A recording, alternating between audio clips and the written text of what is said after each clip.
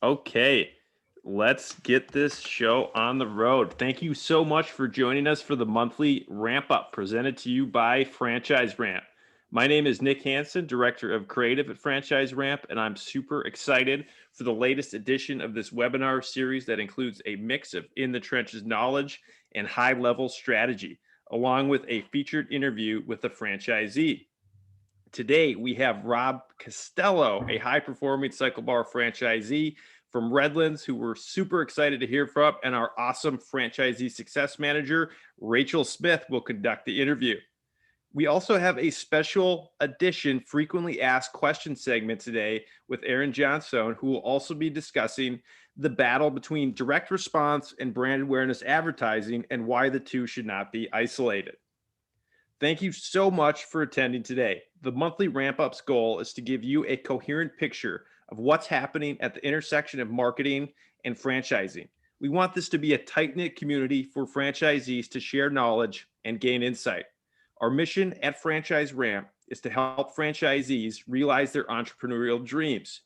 We were tired of working with digital marketing agencies who didn't understand franchising or sales in general. So we took matters in our own hands, became Facebook experts, and added other digital marketing experts to our team. We are the new standard in franchise digital marketing and help clients obtain more quantity and higher quality leads. Please come back and join us again next month. Now, I would like to introduce Aren Johnstone.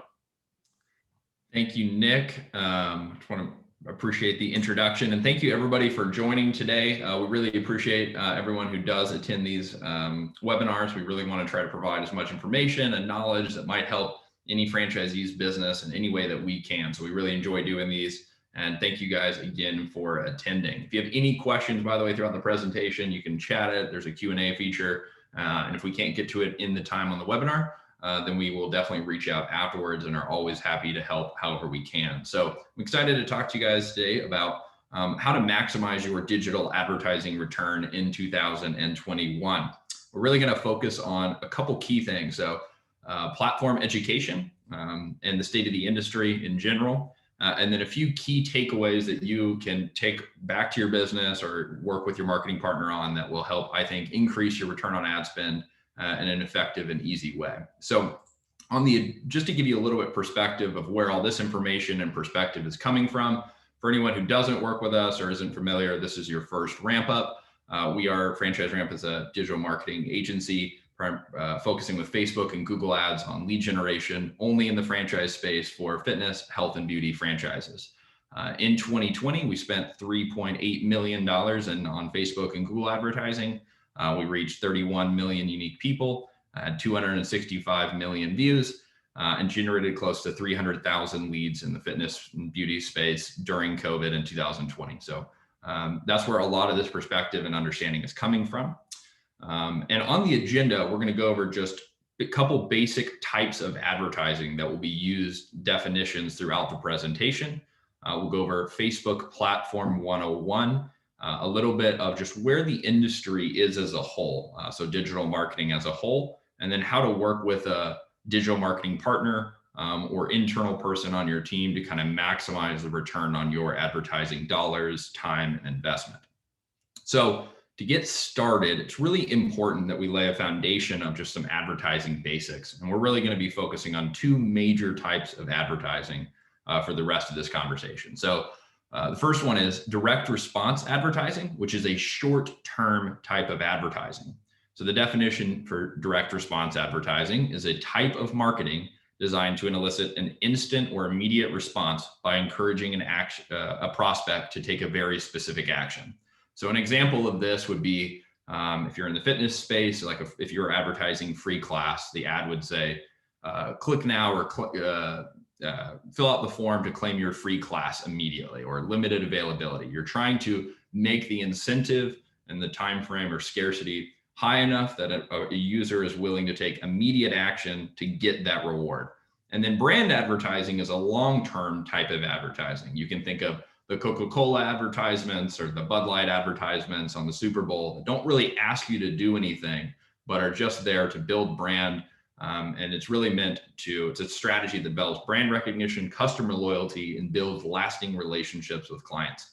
And in digital marketing, the platforms have made it really easy to focus on one or the other. So I found that a lot of agencies and even big companies are really only either doing direct response or brand advertising, but they were never meant to be isolated. We're going to talk about why.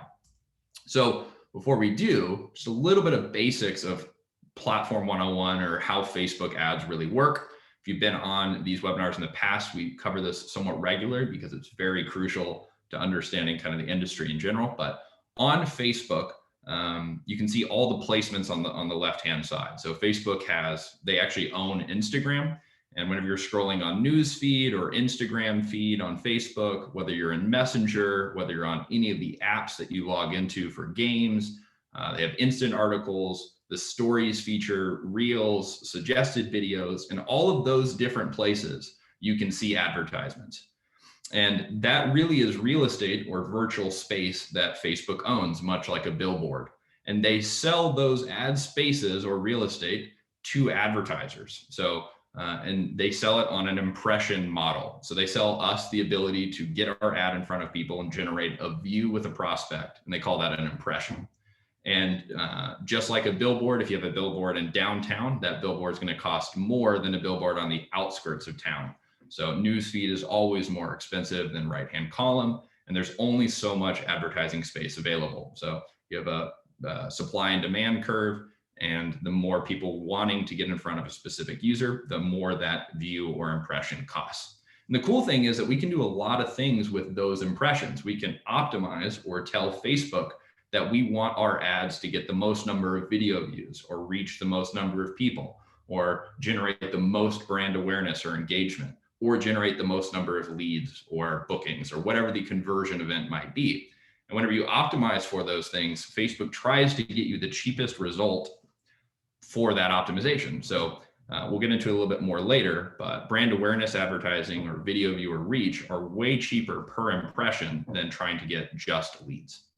So where is the industry as a whole? Well, the industry is pretty much controlled by two major tech giants. So Facebook owns Instagram, they own WhatsApp, they own Messenger, and then Google owns YouTube. And those two primary companies, Facebook and Google, own most of the digital real estate or impression space, daily users in the industry. There are other platforms like TikTok, Snapchat, et cetera, but Facebook and Google really are the two major players in the space. And those platforms are getting to or passing maturity. Google probably passed maturity in the early 2010s, actually, or mid 2010s. And so we'll talk about what that means here in a second. And then the industry as a whole is also having a huge push for customer data ethics or increased user privacy.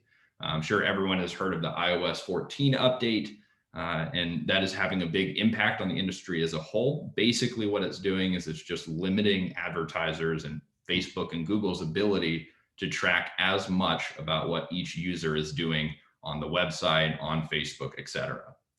So whenever I say platforms are reaching maturity, this graph does a great job to kind of illustrate what that means. So you have a basic customer adoption curve. And in the very beginning, whenever Facebook or Google first launched, you had the innovators using the platform, you had the early adopters, and then finally the early majority. And then you reach the peak point where there's the most number of customers or daily users or users on the platform at any given time.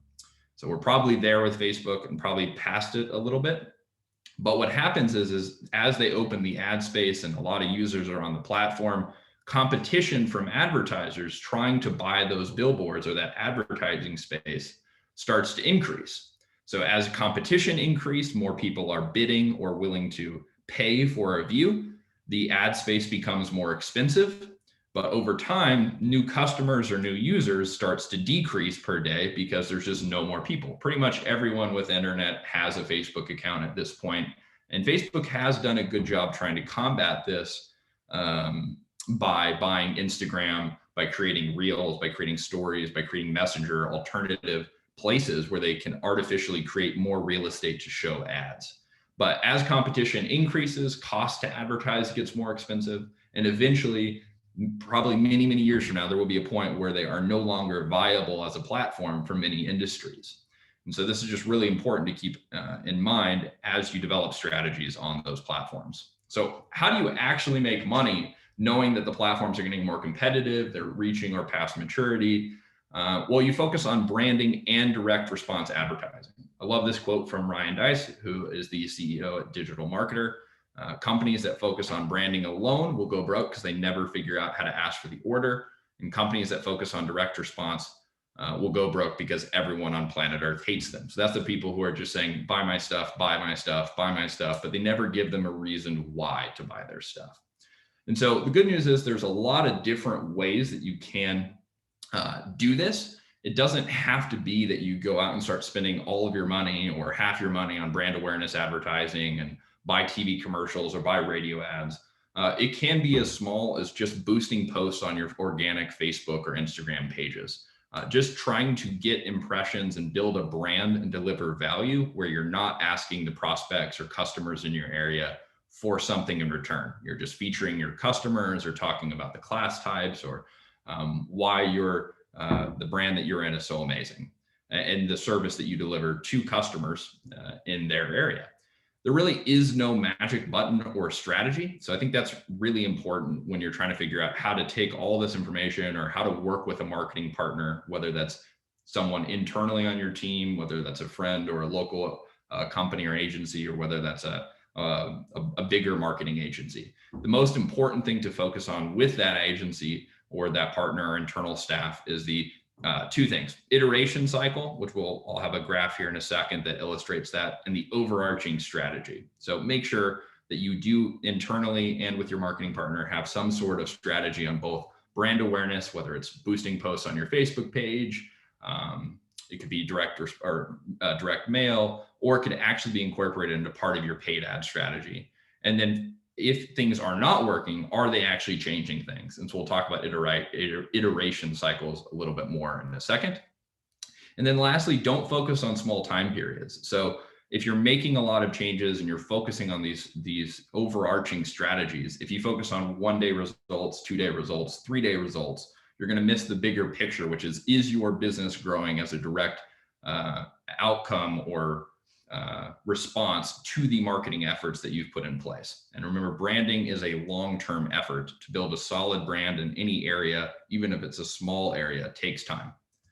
So whenever we talk about iteration cycles, all marketing platforms, especially direct response advertising, is going to fluctuate a lot day to day, week to week. And the reason for that is if you're a franchise and you have a 3-mile marketing or franchise agreement to market in, well, there might only be 30 to 40,000 people on Facebook in your age or demographic area. And if that's the case, well, it can't show it to the same people every day for the simple reason that they either saw it yesterday or that they're not logging on every single day. And so if it shows it to different people, naturally different responses will happen each day. And so what's important to look at is trends. And so whether it's your internal staff or the marketing partner or agency that you work with, really it's key that they identify when things are trending up, so results are getting worse, your key KPIs are not being met. They strategize a change before it gets too high, and they implement that change before your daily or weekly or monthly fluctuation continues to rise. And so what you're looking for is kind of a steady average across all of the daily, weekly, monthly increases and decreases. And that's what we mean by iteration cycles, is at each one of those peaks where you implement a change, that's the start of a new iteration. And let's see here. So some key takeaways. It's very important that you have two major types of advertising: direct response and then brand marketing. So direct response advertising or marketing helps people buy or gets them to buy, but brand marketing helps them choose who to buy from. So if every single company in a space is just saying, buy my stuff, they have no real reason why to choose that person unless that's just the ad that they saw that day. So if you ever stop running your advertising, then you have no way to generate more prospects. But if you build a brand, they'll start to come in naturally, organically over time with improved return over time. And you need to invest in both now because it is a long-term play. So you're not going to see immediate results.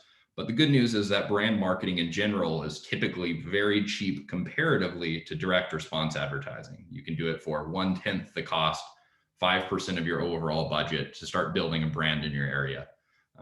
Again, whether it's organic or on your paid ad side, it's important to work with your franchisor and the best ways to do that, and your marketing partners. And then lastly, just remember that there is no magic button. So whether it's an internal team, an agency, or marketing partner, make sure that they're working on both your short-term and long-term goals, and focus on working with them on the overall results over a period of time and the iteration cycles that they are implementing to improve your account over time. Nick, that is it for the marketing update. Thank you, Aaron. That was outstanding and chock full of amazing information. Please message us in the Q&A or in the chat if you have any questions, and we will have time to answer at the end. And managing hundreds of clients' digital ad campaigns over several years has led to certain questions arising frequently.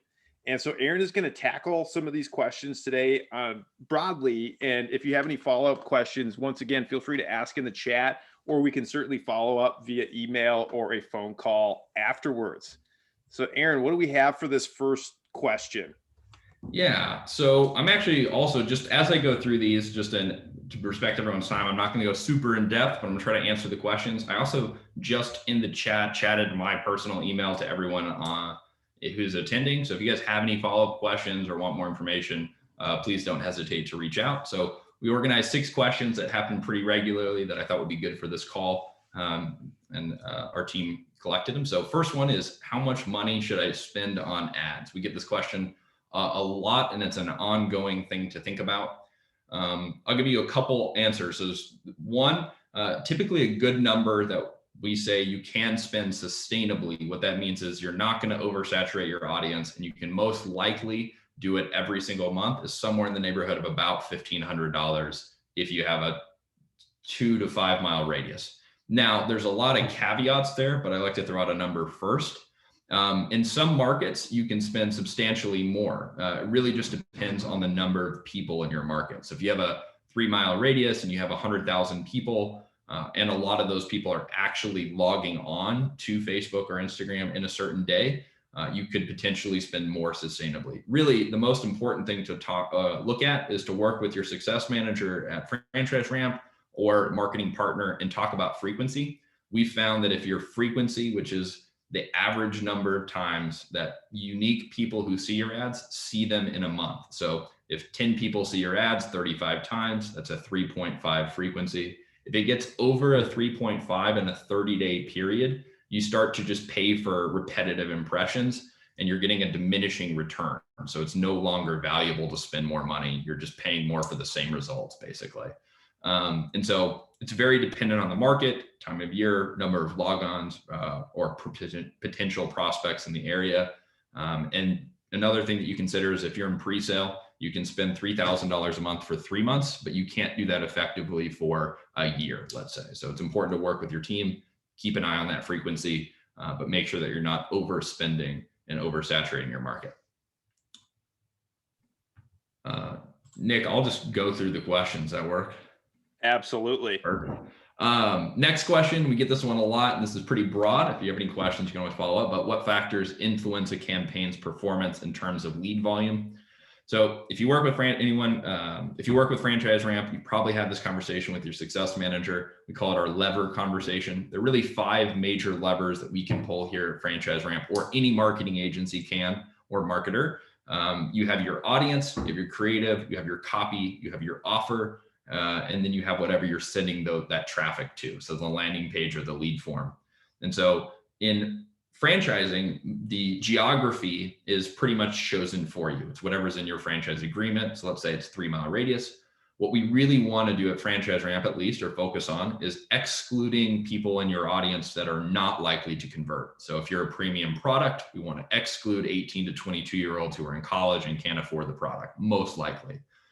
Just as an example. Or if you're a female-focused product, we want to exclude males because you're going to have higher cost per result. So we can control audience by interest, lookalikes, a bunch of different things. But really what we're trying to do is exclude people who are not likely to convert. On creative and copy, we regularly change those. And depending on the performance of the campaign, the frequency, the size of your market, we might have to change those weekly, bi-weekly, monthly, or less regularly, depending on performance. So those kind of go together, creative and copy. Offer, if you've been running the same offer for a year and you're spending this $1,500 a month, there is a point where everyone in your market who is likely to convert from X offer has already seen it multiple times. And so offers like copy, like creative can get saturated. So at some times it is beneficial, as long as it's an approved offer within your brand, to change offers to reduce the offer fatigue, just like you have ad fatigue or creative fatigue, to try to improve performance. And then so that's 4. And then the 5th one is the landing page or lead form, wherever you're sending traffic to. So if you have 100 people clicking and only 5 people are actually submitting the form on the landing page or the lead form, that's not a high enough conversion rate. So we can change what we say on the form to try to incentivize them to take that next step and complete being a lead. So those are the 5 major levers that we can kind of manipulate. Then next question is, what type of interest targeting do you use? So there's a lot that you can target. Facebook, you have hundreds of different things. I'll give you our secret sauce, so to speak. Our basic campaign structure is we have 3 major audiences. We target a lookalike audience. So we take your leads or members at last X number of time.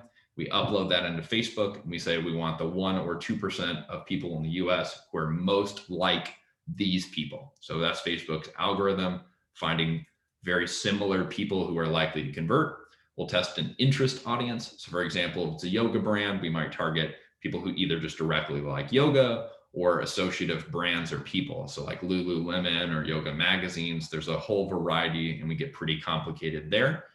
And then the last one is more of a broad audience where we focus on exclusions. So if it's, let's say, Pilates, we'll do a broad, like all women between the ages of 35 and 55, and we'll let Facebook's algorithm determine who's best within that area to optimize for, or who to show ads to. But we're not actually focusing on any interests specifically. We're just excluding ages or demographics that are not viable. That can get pretty complicated. So if you have any questions, feel free to reach out. 4th question is, how does platform utilization work with Facebook and Instagram? And Rachel or Nick, feel free to chime in here. Rachel gets these questions daily, so she has a lot of great answers. But so Facebook, like I said, owns Instagram.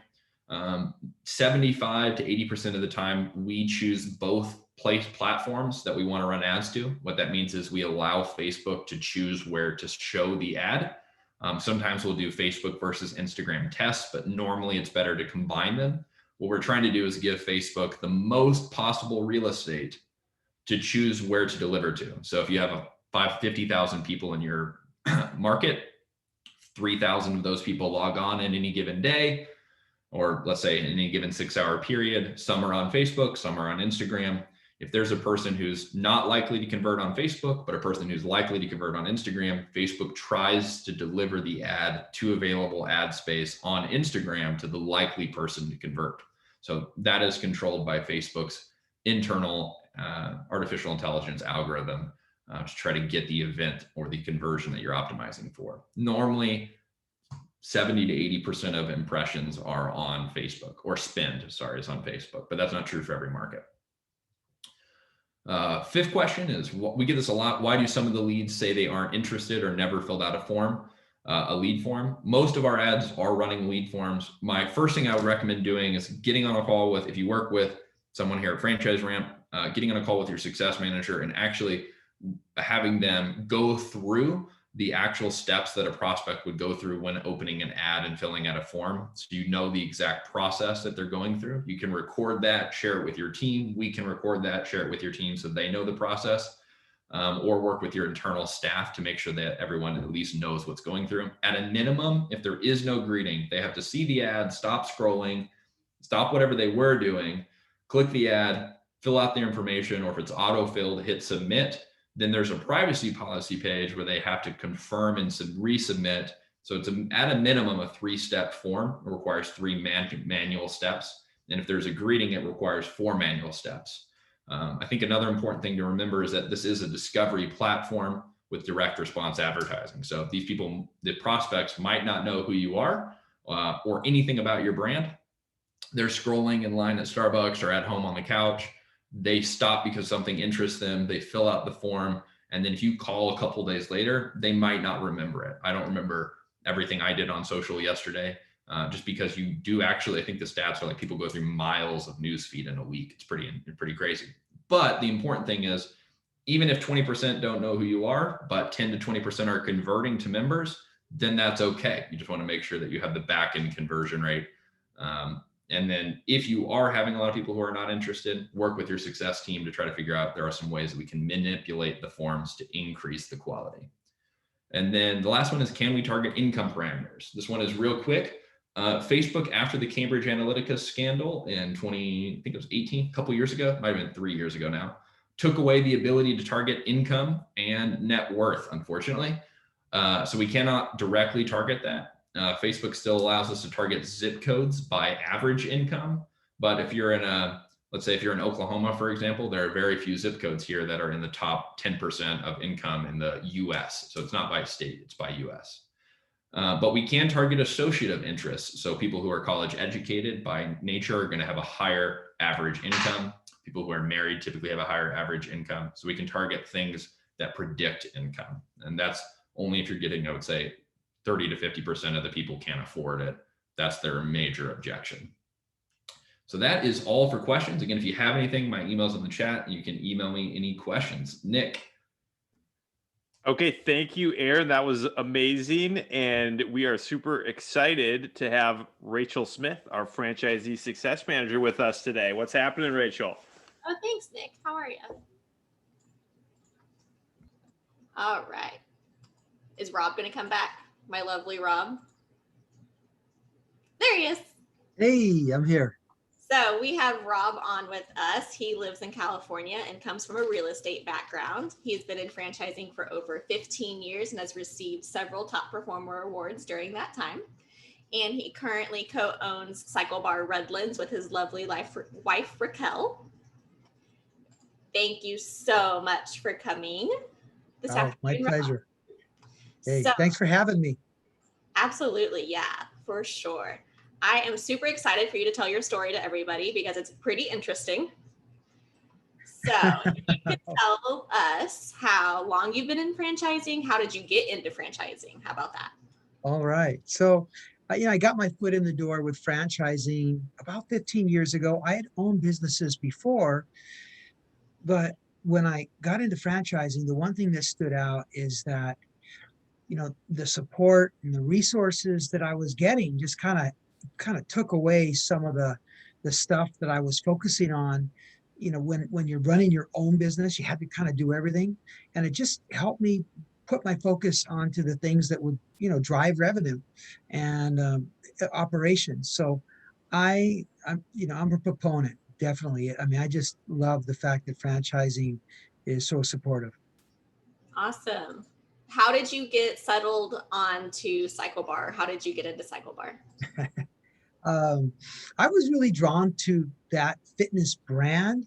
I mean, all the brands are awesome, and I'd heard about them, but when I saw that there was an opportunity to move into the CycleBar, that brand, I've always done spin, and I'm one of those that I love spin. So I'd go to the gym a couple times a week, and I would always do it. So it was almost like just like a natural move to when I found out that there was a chance that we could bring it to our community.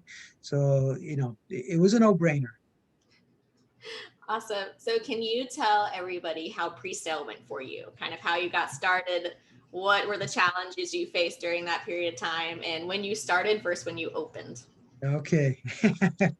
Well, the first thing that really hit us is we signed our lease like a month before COVID really hit the country. And, being in California, I'll tell you, I was scared. We were not sure we did the right thing, because we felt like, all right, we just took the leap, and then here's COVID taking over the country. And as you all know, California, all the gyms shut down, and many of the businesses either shut down completely or went to super limited capacity. So it was a little bit of a struggle. We went through 4 managers in pre-sale. I'm not real proud of that, but it was, you know, a lot of mistakes that we made, things that we found that we weren't hiring managers, you know, that have really strong enough sales skill. And in pre-sale, it's really, it's a phone call and you're pretty much self-motivated. So it's a little different, even if you have a sales background, you know, face to face and from the phone is very different. Not everybody was cut out for it, but the whole pre-sale period for us was about 9 months. I mean, it felt like a lot longer, but the 9 months, it was a long time, but we kind of, you know, at some points I was hoping, oh gosh, I hope it ends, we got to finish this. But then I was thinking, all right, I got to learn what's going on. So but nevertheless, we came out of pre-sale with about 325 members, so we were happy about that. And we had a manager that was awesome, so it was a win and we were excited. Next week, we should be finishing up our second month open. And we're going to be just a few members. I mean, maybe we'll hit 600, but we're real close. So we're excited about that and, you know, what's ahead of us. But it really, you know, it was a little bit of a ride. Absolutely. So how many members did you pick up that first month that you opened? The first month we were open, I would say, I think we picked up a little over 100, 120 or something like that. That's so awesome.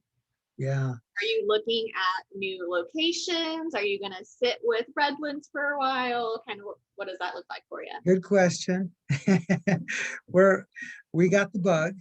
We got the franchise bug hit again. We're already in early negotiations with our second CycleBar location, and I'm sure we'll keep going. We're excited. Cool. Do you have any good advice that you would give to somebody in pre-sale that's kind of just getting started, what you've done? Yeah, absolutely. You know, I would have to say, you know, when we, you know, one of the things that kind of tripped us up a little bit is we're trying to focus on too many things, and even the manager. So, you know, when we sort of zeroed in on the important things that were going to drive the business and drive the members, that was a game changer. And, you know, and that's booking leads, getting to the lead quickly. Okay. And I'll tell you, if it wasn't for like the calls that we had with you guys and the calls we had with corporate, I mean, we would have gone crazy, right? So it really helped us stay focused on what we needed to really be working on, and that was booking leads and really making sales. Awesome. My last question I have is, what have you learned in the last year that do you think has made you a better business owner? Okay, so definitely embrace change.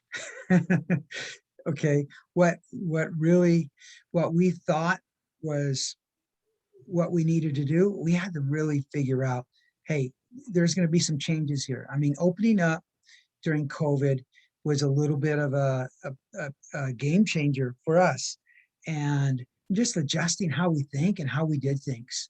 Okay, even with the brand and these are things we do. We had to stay with the basics and keep moving forward and keep focused on what our goals were, but you know, embracing the change that it's going to be a little different, and you know, what got us here may not get us to where we're trying to go. So that was a pretty big thing that helped us get through it. Awesome. That is my last question. Thank you so much for your time. I'll give it back to Nick. Right.